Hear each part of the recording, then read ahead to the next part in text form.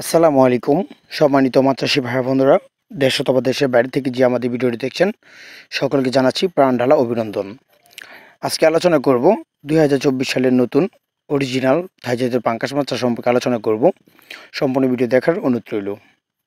বর্তমানে যে সাইজের মাছের পোনাগুলো দেখতে পাচ্ছেন ভিডিওর স্ক্রিনে, এগুলো হলো 1 কেজিতে 2500 থেকে 3000 পিস।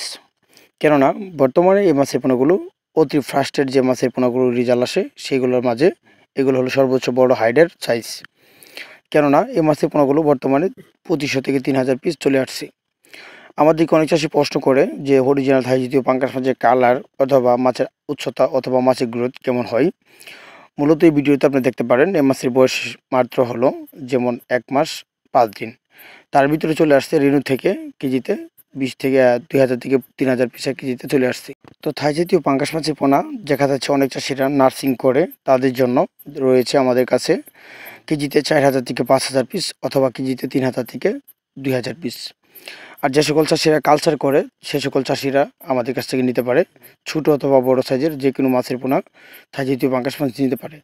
অনেক চাষিরা দেখা যাচ্ছে থাই জাতীয় পাঙ্গাস মাছের পোনা নার্সিং করে কালচার করে থাকে, তাদের জন্য থাই জাতীয় পাঙ্গাস মাছের পোনা নার্সিং করে যেগুলো চাষি কালচার করে দেখা যাচ্ছে তাদের 50% লাভ রয়েছে। কেননা একটা মাছ যদি কিনা পড়ে আপনাদের 1 থেকে 1.5 টাকার ভিতরে, ওই মাছ যদি আপনার দেখা যাচ্ছে প্রতি 3 থেকে 3.5 ইঞ্চি হয়, ওই মাছ বিক্রি হয় বাজারে। যেমন আমরা যখন বিক্রি করি তখন 4 টাকা থেকে 5 টাকা এরকম পার পিস হিসেবে বিক্রি করে থাকি থাই জাতীয় পাঙ্গাস মাছের পোনা। তো থাই জাতীয় পাঙ্গাস মাছের পোনা যে সকল চাষি নার্সিং করে তাদের জন্য প্রতি শতাংশে চাষ করা যায়। পানির গভীরতা যদি 5 থেকে 6 ফিট থাকে, যেমন 1000 থেকে 1200 পিস। আর যারা কালচারের উদ্দেশ্য করবে তারা তাদের জন্য প্রতি শতাংশে 100 থেকে 150 পিস করে মাছের পোনাগুলো কালচার করতে পারবে থাই জাতীয় পাঙ্গাস মাছের পোনা।